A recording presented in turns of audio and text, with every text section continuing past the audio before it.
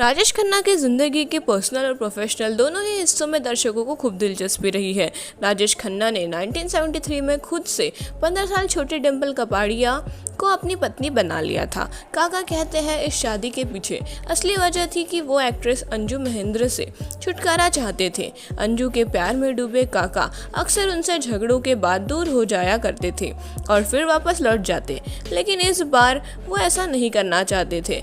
लेकिन उनकी ज़िंदगी में डिम्पल के आने के बाद भी अंजू बनी रही।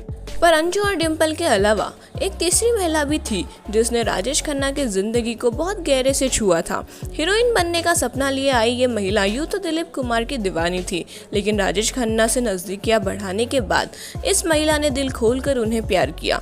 लेकिन एक रात नशे में काका के साथ बैठी इस महिला ने वो धोखा दिया जिससे काका कभी उभर नहीं पाए। इस महिला ने क्या किया हम आपको आगे बताते हैं, तब तक आप वीडियो को लाइक करो, चैनल को सब्सक्राइब करो। अंजू और डिम्पल कपाड़िया के अलावा ये तीसरी महिला थी देवयानी चौबल, जिसका 70 और 80 के दशक में हिंदी सिनेमा में खौफ था। देवयानी चौबल पेशे से पत्रकार थी और सिनेमा की दुनिया में गॉसिप्स पत्रकारिता का चलन देवयानी ही लेकर आई थी। फ्रैंकली स्पीकिंग नाम का उनका कॉलम फिल्मी गलियारों में खूब पढ़ा जाता था और अंग्रेजी पत्रकारिता की दुनिया में भारत में येलो जर्नलिज्म इसी देवयानी ने शुरू किया था। देवयानी ही थी जिन्होंने राजेश खन्ना और डिम्पल कपाड़िया की शादी के वक्त उन्हें सेहरा पहनाया था। कहते हैं वो जब किसी के लिए अपने कॉलम में लिखती तो जहर उगलती थी। एक्ट्रेस उसके निशाने पर आने से डरते थे, लेकिन मुसीबत ये है कि उसका कोई कुछ बिगाड़ भी नहीं पाता था।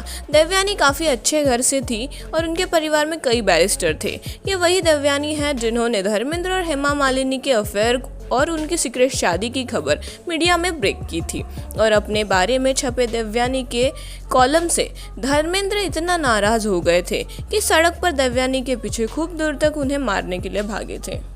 देवयानी के ऐसे कई किस्से हैं, लेकिन पत्रकारिता के नाम पर गॉसिप्स कॉलम की शुरुआत करने वाली देवयानी का राजेश खन्ना से खास प्यार था। राजेश खन्ना और देवयानी काफ़ी क्लोज थे। कहा जाता है कि राजेश खन्ना को सुपरस्टार का दर्जा सबसे पहले देवयानी ने ही अपने कॉलम में दिया था। राजेश खन्ना भी उन्हें अपनी काफ़ी करीबी मानते थे, लेकिन देवयानी के एक धोखे ने राजेश खन्ना को उनके खिलाफ नफरत से भर दिया था। अपनी ज़िंदगी की करीबी महिलाओं पर बात करते हुए एक बार राजेश खन्ना ने स्टारडम मैगजीन को दिए एक इंटरव्यू में देवयानी के पर बात की थी।